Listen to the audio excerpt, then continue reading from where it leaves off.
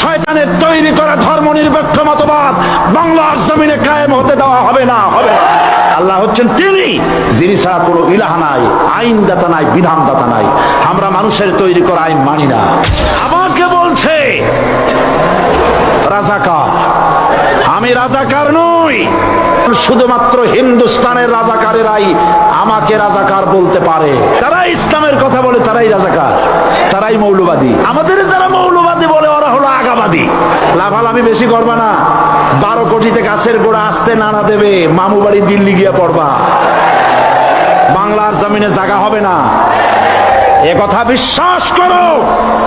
বাংলাদেশের মুসলমানদের শরীরে এক বিন্দু রক্ত থাকতে শয়তানের তৈরি করা ধর্মনিরপেক্ষ মতবাদ বাংলার জমিনে কায়েম হতে দেওয়া হবে না, হবে না।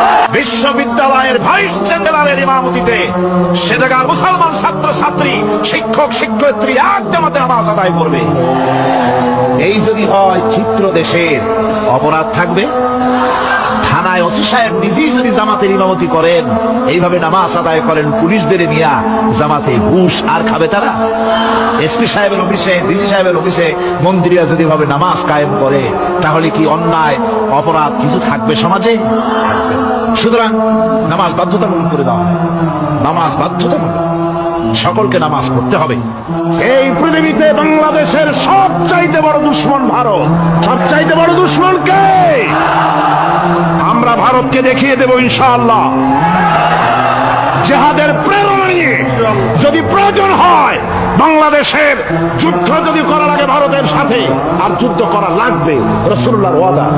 আমাদের চির দুশ্মন ভারতের বিরুদ্ধে যদি লড়াইয়ের প্রয়োজন হয়, তোমরা সবাই প্রস্তুত থাকবে। বিড়ালের মতো 500 বছর বেঁচে থাকার কোনো লাভ নাই। সিংহে